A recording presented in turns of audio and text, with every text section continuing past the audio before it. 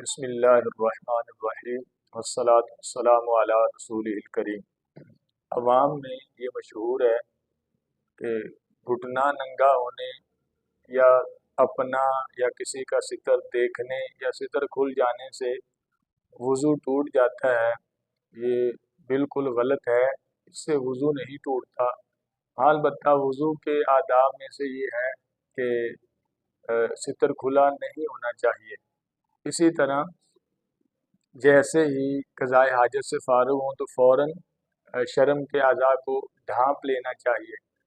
البتہ کسی کے سامنے اگر ستر کھولا تو یہ شدید حرام ہے۔ جو مرد کا ستر ہے ناف سے لے کے گھٹنے تک، اسے دوسرے لوگوں سے چھپانا ضروری ہے اور ان کے سامنے ظاہر کرنا شدید گناہ کا باعث ہے۔ اس میں بالخصوص وہ لوگ توجہ کریں جو